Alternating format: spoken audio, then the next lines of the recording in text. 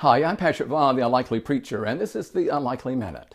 One of my favorite passages in all of Scripture is the 11th chapter of John's Gospel. Everything in the Gospel of John seems to hinge on the 11th chapter.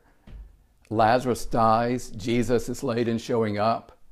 Martha greets Jesus and makes this incredible, profound affirmation of faith. Jesus weeps.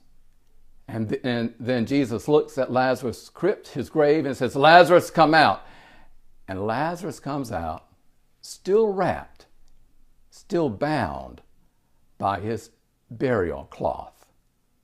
Lazarus will die again. This is not the resurrection. This is a resuscitation. Lazarus will die again, but there he is, bound by the burial cloth, bound by the powers of death, bound by the powers of sin and evil.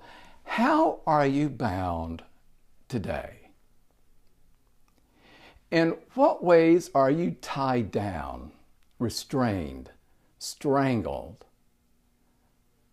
by the rags of sin or addiction or mental illness? How are you tied down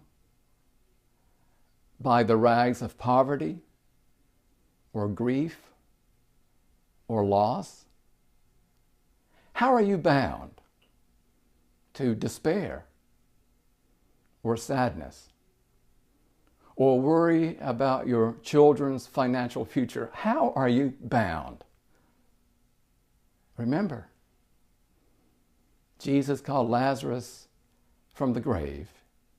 He was bound, but Jesus did not give up on him. Jesus abides with Lazarus.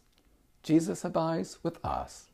And it is Jesus who on Easter Sunday takes those rags and those burial garments away and blesses us with profound and deep hope. I'm Patrick Vaughn, the Unlikely Preacher, and this is the Unlikely Minute.